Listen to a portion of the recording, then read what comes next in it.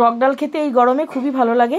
তা টক ডাল তো আম দিয়ে এখন মানে টক ডালের প্রধান উপকরণই হচ্ছে এখন কাঁচা আম, কিন্তু এখন জ্যৈষ্ঠ যেহেতু বেশ 10-12 তারিখ হয়ে গেল, ওই জন্য কাঁচা আম পাওয়া একটু দুষ্কর।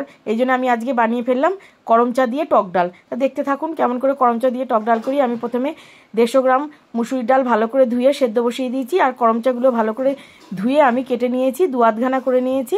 এবার ডালগুলো দেখলাম বেশ ভালোভাবেই সেদ্ধ হয়ে গেছে, মানে খুব একটা ভালো আমি সেদ্ধ করিনি, বেশ সেদ্ধ হয়ে গেছে। এরপরে আমি কাঁচা লঙ্কা 3খানা চিড়ে দিয়ে দিলাম, আর দিয়ে দিলাম করম চাগুলো, আর 2 চামচ মতো লবণ দিয়ে দিলাম। লবণ দিয়ে আবার ভালোভাবে ফুটিয়ে নেব, আর দিয়ে দিচ্ছি সামান্য হলুদ। আমি ডালে সামান্য হলুদ দিই, কারণ আমার ঠাকমা বলতো ডালে বেশি হলুদ হলে হলুদের গন্ধে ডাল খাওয়া যায় না, এই জন্য ঠাকমার থেকেই শেখা আমার সব কিছু। এই জন্য আমি অল্পই হলুদ দিই ডালে।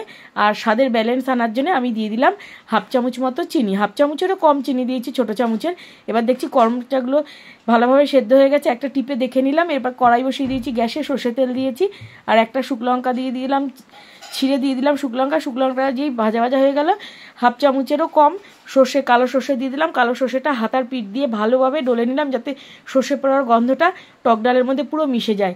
এরপরে দিয়ে দিলাম আগে থেকে করম চা দিয়ে সেদ্ধ করা ডালটা, এবার ফুটতে দিচ্ছি। কথা বলে রাখি, আমার ঠাকুমা বলতো যে ডাল ফোড়ন দেওয়ার পরে বেশ ভালোভাবে ফুটিয়ে নিতে হয়, তাহলে ডালের স্বাদটা বেশ ভালো লাগে। তৈরি হয়ে গেল করম চা দিয়ে টক ডাল।